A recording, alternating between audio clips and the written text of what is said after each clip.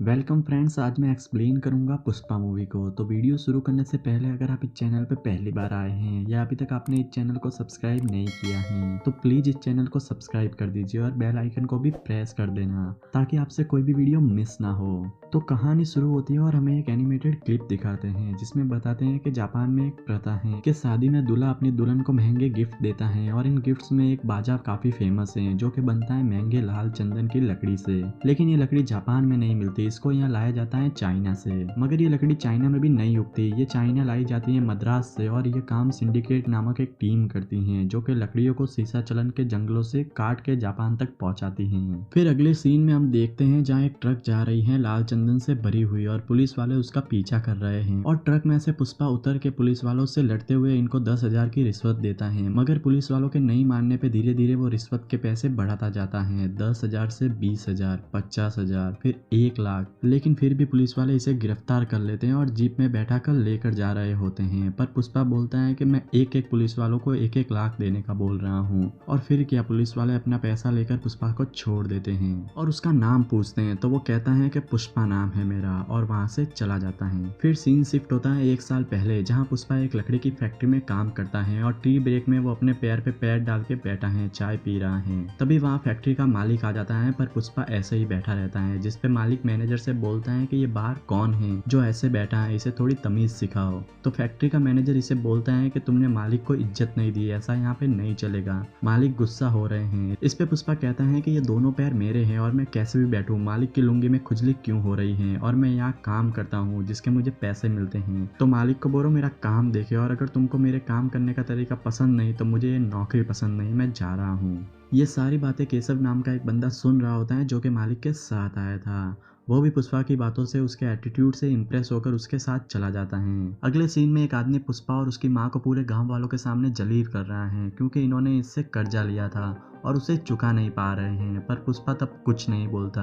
फिर वो अपनी एक भैंस बेच देता है और उसका कर्जा चुकाता है। लेकिन अब पुष्पा बोलता है कि जब बेइज्जती इतने लोगों के सामने की थी तो अब सबके सामने तारीफ भी कर, और वो उसे मारते हुए हर एक घर में लेकर जाता है ये बुलवाने के लिए कि पुष्पा ने मेरा कर्जा चुका दिया है। अब पुष्पा को काम की तलाश होती है तो वो और केशव कुछ मजदूरों के साथ जंगल जाते हैं जहाँ चंदन की लकड़ी काटने का काम होता है और ये सब लकड़ियां काटने लग जाते हैं। लेकिन तभी वहाँ पुलिस के आने का सिग्नल मिलता है और सब डर के भागने लगते हैं। मगर पुष्पा सबको रोकता है क्योंकि वो नहीं चाहता कि सबकी मेहनत वेस्ट हो जाए और उसके पास चंदन की लकड़ी बचाने का एक आइडिया भी होता है।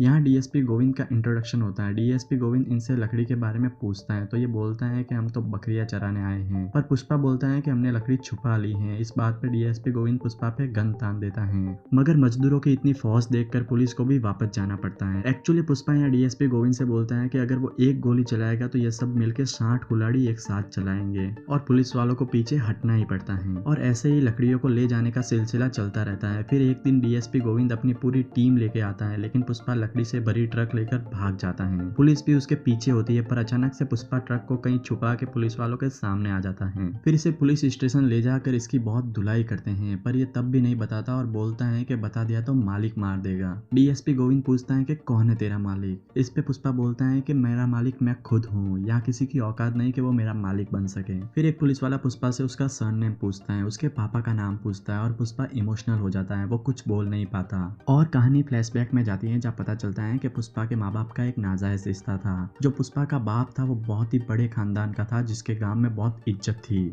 यहाँ स्कूल में पुष्पा की माँ पुष्पा का एडमिशन करवा रही होती है। तभी वहाँ इसका सौतेला भाई आकर बोलता है कि तू सिर्फ पुष्पा है, तेरा कोई सरनेम नहीं है, तुम लोग हमारा नाम यूज नहीं करोगे, और इनको डराता है, धमकाता है। और तभी से ये अपने नाम के आगे सरनेम नहीं लगाता। अब प्रेजेंट टाइम में बहुत सारी पिटाई के बाद भी पुष्पा पुलिस वालों को कुछ नहीं बताता। तभी ट्रक के मालिक वहाँ पहुंच जाते हैं। यहाँ इंट्रोडक्शन होता है 3 भाइयों का जो कि लाल चंदन का इलीगल काम करते हैं। इनमें से सबसे छोटा भाई है जॉली रेड्डी जो कि बहुत अय्यास है और गाँव की हर लड़की के साथ सोना चाहता है। मंझला भाई है जग्गा रेड्डी जो कि पूरे कारोबार का अकाउंट संभालता है और सबसे इंटेलिजेंट है। और उसमें सबसे बड़ा भाई है कोंडा रेड्डी जो कि इनमें से सबसे खतरनाक है, लेकिन दुश्मनों से बदला लेने के लिए इसने उनकी गाड़ी पे खड़े होकर बॉम्ब फेंक दिया, जिसकी वजह से इसका एक हाथ काटना पड़ा था। तो जॉली और जग्गा रेड्डी यहाँ आकर पुष्पा से ट्रक के बारे में पूछते हैं। पुष्पा इनसे 5 लाख मांगता है, अपनी बेल भी करवाता है और इनको वहाँ लेकर जाता है जहाँ उसने ट्रक छुपाया होता है। दरअसल वहाँ एक छोटा कुआं होता है और पुष्पा ने ट्रक कुएं में डाली होती है और ये पुष्पा को अपना पैसा 5 लाख रुपए दे देते हैं। लेकिन ये पुष्पा को वापस अपनी गाड़ी में लेकर नहीं जाते। जॉली रेड्डी उसे 20 की नोट देता है कि ऑटो में आ जाना। तो पुष्पा बोलता है कि वो आया गाड़ी में था तो जाएगा भी गाड़ी में, और वो केशव को बोलता है कि ऐसी गाड़ी कितने में आती होगी। केशव कहता है 5 लाख तक आ जाती होगी। इस पे पुष्पा बोलता है कि ऐसी ही एक गाड़ी लेकर आ लाल कलर की, और फिर ये गाड़ी में बैठ के घर जाते हैं। अब पुष्पा को कोंडा रेड्डी के घर बुलाते हैं क्योंकि कोंडा रेड्डी का 10 टन माल पकड़ा गया है। तो पुष्पा बोलता है कि उसके पास एक आइडिया है माल पुलिस से बचाने का, और वो कोंडा रेड्डी को अपना आइडिया सुनाता है जिसमें वो दूध के टैंकर को 2 पार्ट में डिवाइड करता है और नीचे लकड़ियां डालता है और ऊपर वेल्डिंग करके उसमें दूध, और पुलिस सिर्फ दूध चेक करके उन्हें भेज देती है और ऐसे ही ये लकड़ियां सप्लाई करने लगते हैं। अब कोंडा रेड्डी पुष्पा को काम पे रख लेता है और इसको बोलता है कि इसको 1 करोड़ पे 5 लाख मिलेंगे, पर पुष्पा बोलता है उसे 4% की पार्टनरशिप चाहिए क्योंकि पुष्पा को किसी के भी सामने झुकना नहीं है। उसका मानना है कि 4% लेके अब वो कोंडा रेड्डी का पार्टनर है और अब दोनों एक ही लेवल पे हैं। आगे पुष्पा को श्रीवल्ली दिखती है और उसे देखते ही श्रीवल्ली पसंद आ जाती है, पर श्रीवल्ली उसकी तरफ देखती भी नहीं है। पुष्पा केशव से पूछता है कि श्रीवल्ली ने उसकी तरफ देखा क्या, पर केशव मना कर देता है। तो पुष्पा बोलता है कि मेरा दिल रखने के लिए हाँ बोल देता, झूठ ही बोल देता तू। आगे एक दिन पुलिस वालों को समझ आ जाता है कि वो ये लकड़ियां कैसे छुपा के सप्लाई करते हैं और वो इन दोनों को पकड़ लेती हैं। तो ये बोलते हैं कि हम तो बस मजदूर हैं, पुष्पा के कहने पे हमने ऐसा किया, और गोविंद इन्हें बोलता है कि आज से तुम लोग पुष्पा के लिए नहीं मेरे लिए काम करोगे, और इनको छोड़ देता है। वहीं श्रीवल्ली और उसकी फ्रेंड मूवी देखने आते हैं, पर शो हाउसफुल होता है और ब्लैक में टिकट बहुत महंगा होता है और इनके पास इतने पैसे भी नहीं होते। तभी वहाँ पे केशव आ जाता है और इनको बोलता है कि वो इन्हें 1000 रुपए देगा, बस श्रीवल्ली को बोलो कि वो पुष्पा को देख के स्माइल करे, और ये मान जाते हैं। अगले दिन वो पुष्पा को देख के हंस देती हैं, तो पुष्पा उसके पीछे उसको आई लव यू बोलने चला जाता है। श्रीवल्ली बताती है कि हंसने के तो पैसे दिए थे तेरे दोस्त केशव ने।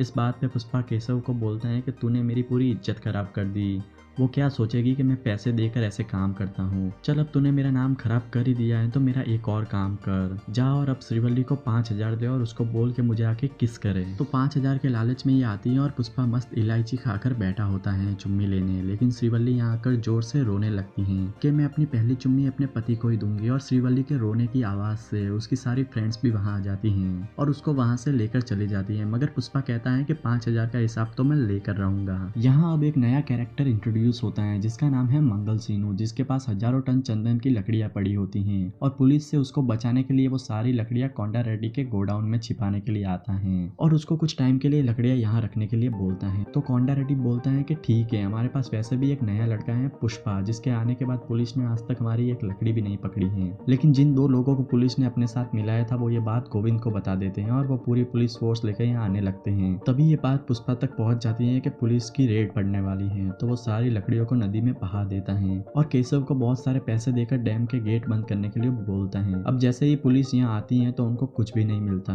और इतनी सारी लकड़ियां पुलिस से बचाने के लिए मंगल सीनू पुष्पा को अपनी एक बड़ी सी पार्टी में इनवाइट करता है जहाँ ये सारे सिंडिकेट मेंबर्स, पुलिस वाले, नेता, सब बड़े बड़े लोग आते हैं। जैसा कि मैंने आपको स्टार्टिंग में बताया था, सिंडिकेट मेंबर मतलब वो टीम जो इंडिया से चंदन की लकड़ी को चाइना तक पहुंचाते थे। मगर इस पार्टी में पुष्पा को पता चलता है कि मंगल सीनू 1 टन माल आगे चेन्नई में मुर्गन को 2 करोड़ में बेचता है, उसमें से वो कोंडा रेड्डी और बाकी सबको सिर्फ 25 लाख ही देता है। तो ये बात पुष्पा गोंडा रेड्डी को बताता है। इस पे गोंडा रेड्डी बोलता है कि तू खुद जाकर मंगल सीनू से पैसे बढ़ाने की बात कर, अगर वो मान जाता है तो अपना प्रॉफिट 50-50, और अगर वो मना कर देता है, वो नहीं मानता और कुछ भी पंगा होता है तो तू कौन मैं कौन, हम एक दूसरे को नहीं जानते हैं। अगले सीन में पुष्पा श्रीवल्ली के घर शादी का रिश्ता लेकर जाता है, लेकिन वहाँ उसका सौतेला भाई आ जाता है और बोलता है कि हमारे खानदान से इसका कोई रिश्ता नहीं है, और श्रीवल्ली के पापा को बोलता है कि तुम अपनी बेटी का हाथ एक नाजायज लड़के के हाथ में दोगे, यार तुम ऐसा कैसे कर सकते हो। इस पे पुष्पा गुस्सा हो जाता है और वो उसके सिर पे कुछ फेंक के मारता है, लेकिन तभी उसकी माँ के चोट लग जाती है और वो घायल हो जाती है। तो पुष्पा उसे हॉस्पिटल लेके जाता है, वहीं रो रो कर पुष्पा का बुरा हाल है। इस पे केशव पूछता है कि भाई आपको आखिर इस बात का इतना बुरा क्यों लगा। तो पुष्पा बताता है कि जब मैं छोटा था तब हमारे सौतेले भाई ने हमें घर से निकाल दिया, घर का सारा सामान बाहर फेंक दिया और मेरे गले में एक लॉकेट था जो कि मेरे पापा की आखिरी निशानी थी, उसको भी वो लेके चला गया।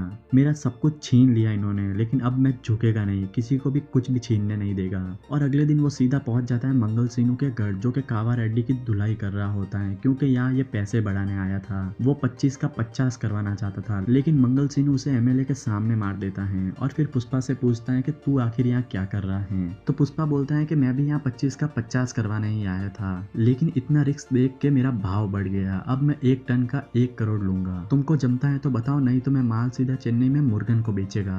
इस पे सीनू के आदमी पुष्पा पे टूट पड़ते हैं, पर वो एक एक को पेलता है और बोलता है कि पुष्पा नाम सुन के फ्लावर समझी क्या, फायर है मैं झुकेगा नहीं साला। अब पुष्पा अपना 10 टन माल लेके पहुंच जाता है चेन्नई मुर्गन के पास और उसे बेस्ट माल दिखाता है और बोलता है कि तुझे ये माल चाहिए तो मुझसे सीधा डील कर, बीच में मंगल सीनू नहीं आएगा। वहीं जॉली रेड्डी को ये पता चल चुका होता है कि जिसने इसके गोडाउन का पता पुलिस को बताया था वो श्रीवल्ली का बाप ही था। तो वो श्रीवल्ली को कहता है कि अगर अपने बाप को बचाना है तो ये ले साड़ी और गजरा, रात को ये पहन के आ जाना और सुबह अपने बाप को लेके जाना। ऐसे में अब श्रीवल्ली क्या करती है, वो रेडी होकर सबसे पहले जाती है पुष्पा के पास और उसे सारी बात बताती है। अब ये दोनों एक दूसरे से प्यार करते हैं, तो प्यार के लिए पुष्पा जाता है जॉली रेड्डी के पास और उसे खूब मारता है और बोलता है कि श्रीवल्ली मेरी है और जब तू ठीक हो जाए ना तो वापस लड़ने आ जाना। वहीं आगे पुष्पा और केशव बात कर रहे होते हैं कि हमने जॉली रेड्डी की जो हालत की है उसके लिए कोंडा रेड्डी हमें कभी माफ नहीं करेगा। इतने में कोंडा रेड्डी गेट खोलकर अंदर आ जाता है और बोलता है कि पुष्पा कलम को त्रिपुरा जाकर हवाले का पैसा लेके आना है, लेकिन केशव को शक होता है कि कहीं कोंडा रेड्डी ने हमारी बातें तो नहीं सुन ली। वहीं अगले दिन पुष्पा हवाले का पैसा लेने कोंडा रेड्डी के साथ चला जाता है और केशव के घर काम वाली वही गाना गाती है जो केशव गा रहा होता है। तो केशव उससे पूछता है कि तुम ये सेम गाना कैसे गा रही हो, तो वो बोलती है कि गेट से बाहर सब सुनाई देता है। मैंने और गोंडा रेड्डी ने तो तुम्हारी कल वाली बात भी सुन ली थी जिसमें तुम जॉली रेड्डी को मारने की बात कर रहे थे। ये सुन के केशव पूरा हिल जाता है। वो जल्दी से पुष्पा के पेजर पे ये मैसेज पहुंचाता है। पुष्पा वो मैसेज पढ़ तो लेता है, लेकिन तभी कोंडा रेड्डी के आदमी उसे पटक पटक के मारने लगते हैं। तभी वहाँ मंगल सीनू के आदमी आते हैं और कोंडा रेड्डी को मार देते हैं। हालांकि ये यहाँ मारने तो पुष्पा को आए थे, क्योंकि उसी ने माल सीधा चेन्नई मुर्गन को बेच दिया होता है और इस पे कोंडा रेड्डी मर जाता है। और यहाँ इन सबकी फाइट होती है और एट द एंड ये होता है कि पुष्पा सबको मार के बच जाता है। वो मंगल सीनू के साले को ऑन कॉल मंगल सीनू के सामने ही मार देता है। अब कोंडा रेड्डी को श्रद्धांजलि देने के लिए यहाँ सब बड़े बड़े लोग आए हैं, जिसमें एमएलए वगैरह सब होते हैं और यहाँ मंगल सीनू भी होता है, जो पुष्पा और जग्गा रेड्डी को बोलता है कि मुझे अपने साले की बॉडी चाहिए। ये बोलता है कि पुष्पा ने सबके साथ गद्दारी की है, चेन्नई तक माल पहुंचाना हमारा काम था, लेकिन पुष्पा बीच में आ गया। इस पे पुष्पा बोलता है कि गद्दार तो ये है, जिस माल के हमें 25 लाख देता है ये आगे उसको 2 करोड़ में बेचता है। एमएलए साहब एक बार मुझ पे विश्वास करके देखो, मैं आपको और बाकी सारे सिंडिकेट मेंबर को माला माल कर दूंगा। एमएलए को भी पुष्पा की बात में दम लगता है, तो वो मंगल सीनू को हटा के पुष्पा को सिंडिकेट का मेन हेड बना देता है। बस फिर क्या, हर जगह पुष्पा का ही राज होता है। लेकिन पुष्पा के इन जलवों को रोकने आ चुका है भैरव सिंह शेखावत। पुष्पा को ये अच्छे से पता था कि डीएसपी गोविंद के जाने के बाद जो भी यहाँ आया है उसे इससे पैसों की सेटिंग बैठानी पड़ेगी, ताकि उसको आगे धंधे में कोई प्रॉब्लम ना हो। तो वो सीधा एक खोखा लेकर जाता है भैरव सिंह शेखावत के पास, पर भैरव सिंह सारे पैसे गिन के बोलता है कि मन्ने कुछ कम लागे हैं। पुष्पा के साथ आए लोग वापस सारे नोट को गिनते हैं और बोलते हैं कि बराबर तो हैं, पर भैरव सिंह बोलता है ना, मन्ने कुछ कम लाग रहा है। देख, इसका भी शर्ट सफेद है और मेरा भी शर्ट सफेद है, लेकिन इसके शर्ट पे कोई थप्पा नहीं है, जबकि मेरे शर्ट पे थप्पा है। थप्पा मतलब ब्रांड और ब्रांड मतलब बाप का नाम। ये सुनते ही पुष्पा को गुस्सा आ जाता है। वो अपनी मुट्ठी बीचता है पर कुछ बोलता नहीं। इस पे भैरव सिंह बोलता है कि ओए मुट्ठी खोल, यहाँ मुट्ठी सिर्फ मैं बीच सकूं, खोल नहीं तो गोली मार दूंगा।